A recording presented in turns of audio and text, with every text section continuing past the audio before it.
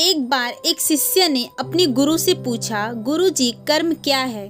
क्या आप मुझे कर्म और उसके सिद्धांतों के बारे में विस्तार से बता सकते हैं? गुरु ने कहना शुरू किया, कर्म हमारे जीवन को जीने का एक तरीका है ताकि हम वास्तव में खुद का सबसे अच्छा संस्करण बन सके और अपनी इच्छा से सबसे अधिक पूर्ण और संतुष्ट जीवन जी सके।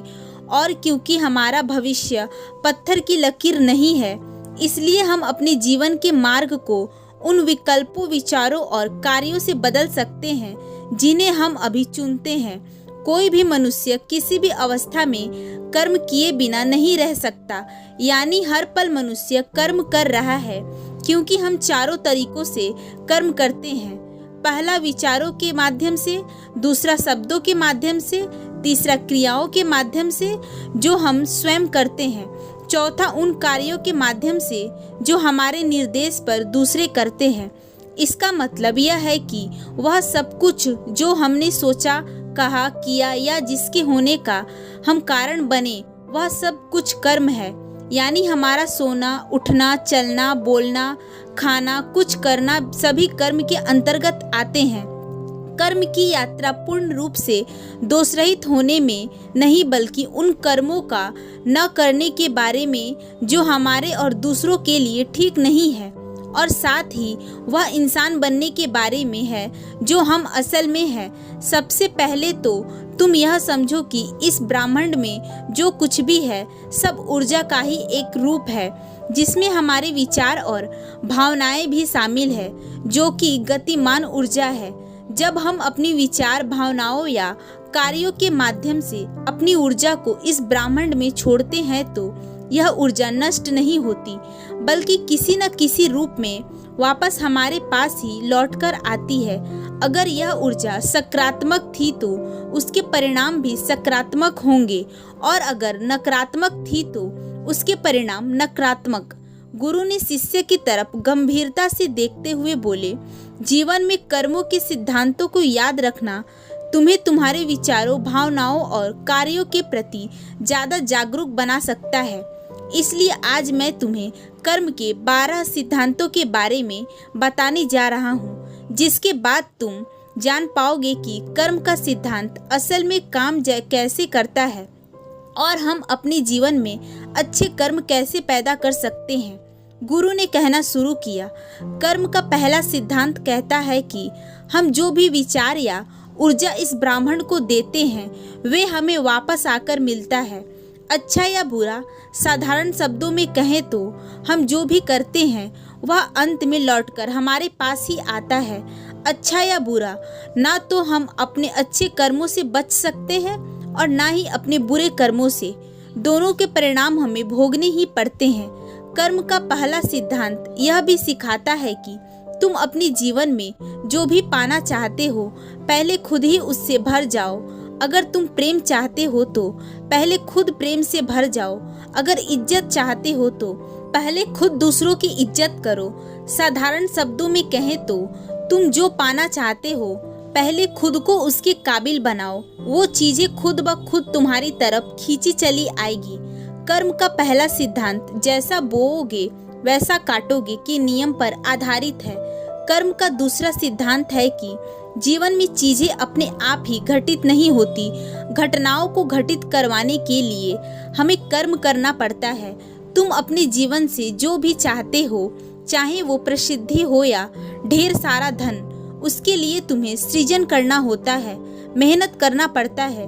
जीवन में अच्छी चीजें कभी अपने आप ही नहीं मिलती, उसके लिए हमें अच्छा कर्म और मेहनत करनी ही होती है। इसलिए जीवन में कुछ पाने के लिए किसी चमत्कार के भरोसे बैठने से बढ़िया है कि उसके लिए उपयुक्त करते रहो। कर्म का तीसरा सिद्धांत कहता है कि किसी भी चीज के लिए सच्चाई को स्वीकार किए बिना तुम उसे बदल नहीं सकते।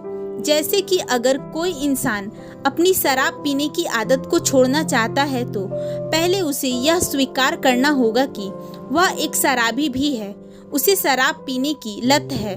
तब जाकर वह इस आदत को बदलने के लिए कोई ठोस कदम उठा सकता है।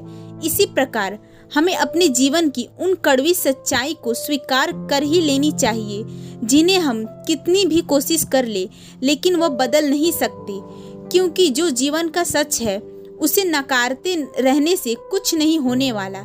ऐसा करके हम केवल अपने जीवन में दुख और समस्याओं को ही निमंत्रण देते हैं।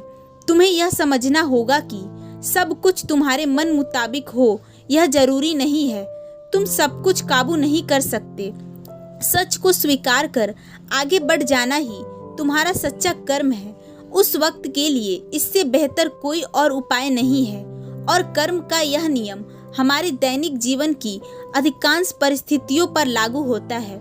गुरु ने आगे कहा, कर्म का चौथा सिद्धांत कहता है कि जीवन में लगातार विकास करते रहना केवल तभी संभव है जब तक हम समय के साथ खुद को बदलने के लिए तैयार हैं। बदलाव की शुरुआत हमेशा हमारे ही अंदर से होती है, ना कि बाहर से। बाहर की परिस्थितियों व अन्य लोगों को बदलने का प्रयास करना केवल और केवल मूर्खता है। इससे कुछ भी नहीं बदलने वाला। यह प्रयास केवल हमारे समय और ऊर्जा की बर्बादी करेगा। केवल अपने आप को बेहतर और बेहतर बनाना ही हमारे हाथ में है। इसलिए जीवन में लगातार सफलता पाने के लिए खुद को बदलने के लिए तैयार रहो, और यही जीवन में विकास से जुड़ा हुआ सबसे बड़ा सत्य है। कर्म का पांचवा सिद्धांत है कि आज तुम्हारे जीवन में जो कुछ भी अच्छा या बुरा, आज तुम जहाँ पर भी हो, जीवन में जो भी चुनौतियाँ या मौके हैं, उन सब के लिए तुम खुद ही जिम्मेदार हो। तुम्हारे द्वारा अतीत में लिए गए निर्णय जिम्मेदार है और तुम्हें इसकी जिम्मेदारी लेनी ही पड़ेगी। जब तक तुम दूसरे लोगों और बाहरी परिस्थितियों को अपने हालात का जिम्मेदार मानते रहोगे, तब तक तुम उन मुसीबतों में फंसे ही रहोगे, क्योंकि ऐसा नजरिया तुम्हें तुम्हारी समस्याओं का समाधान खोजने से रोकता है। इसलिए आज तुम्हारे जीवन में जो कुछ भी है उसके प्रति जिम्मेदार रहो और आगे बढ़ो। कर्म का छठा सिद्धांत कहता है कि हमारे जीवन में सब कुछ, जिसमें हमारा अतीत, वर्तमान और भविष्य शामिल है, सब आपस में जुड़े हुए हैं। हम किसी भी घटना या चीज को कम नहीं समझ सकते।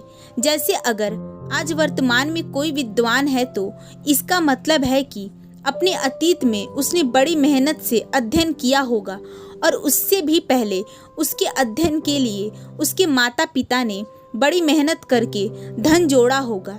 इसलिए हम इसमें से किसी भी चीज को नकार नहीं सकते।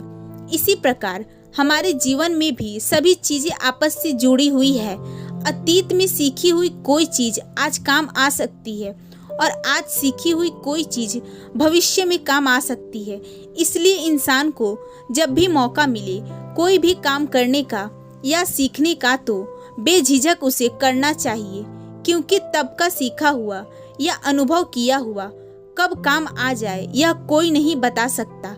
कर्म का सातवां सिद्धांत कहता है कि एक समय पर केवल एक ही चीज पर ध्यान केंद्रित किया जा सकता है। एक साथ बहुत सी चीजों पर ध्यान केंद्रित करना हमें धीमा कर सकता है, निराशा व नकारात्मक कारण बना सकता है। इसलिए कर्म का सातवां सिद्धांत हमें एक समय में केवल एक ही चीज पर ध्यान केंद्रित करने के लिए प्रोत्साहित करता है।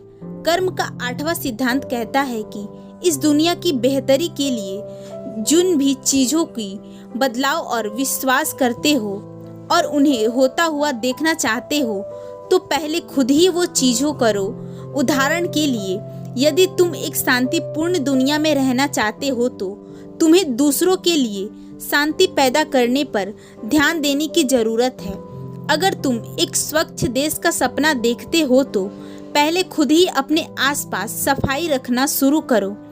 कर्म का नौवां सिद्धांत कहता है कि अगर तुम अपने जीवन में खुश रहना चाहते हो तो अतीत के लिए पछताना छोड़ दो, भविष्य की चिंता करना बंद करो और केवल अपने वर्तमान पर ध्यान दो। जब तक तुम अपने अंदर अतीत की यादों और भविष्य की चिंताओं से जुड़े रहोगे, तब तक तुम कभी भी शांत और खुश नहीं रह पाओगे। कर्म का 10वां सिद्धांत कहता है कि इतिहास खुद को तब तक दोहराता है जब तक हम इससे सीखकर अपना रास्ता नहीं बदल लेते। किसी भी काम को बार बार एक ही तरीके से करके अलग परिणाम की उम्मीद करना मूर्खता है। इसलिए अपनी और दूसरों की गलतियों से सीखो और अपने काम करने के तरीकों में बदलाव लाओ। कर्म का 11वां सिद्धांत कहता है कि बड़े बदलाव समय लेते हैं, इसलिए जीवन में बड़ी सफलताएं लगातार प्रयास और लंबे समय तक धैर्य रखने से मिलती है। अगर हम बेहतर और लंबे समय तक लाभान्वित परिणाम चाहते हैं तो हमें धैर्यवान बनना होगा। जल्दबाजी हमें दूरगामी नहीं दे सकती। धैर्य रखकर जीवन में आगे बढ़ते रहना, यही कर्म का 11वां नियम है।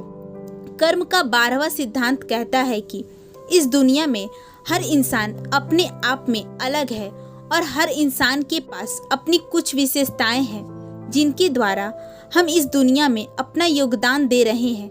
इसलिए कभी भी अपने आप को व अपने काम को किसी से छोटा ना समझे, क्योंकि हो सकता है कि तुम्हारा काम किसी के नज़रों में छोटा हो, लेकिन किसी दूसरे इंसान के लिए वह सब कुछ हो।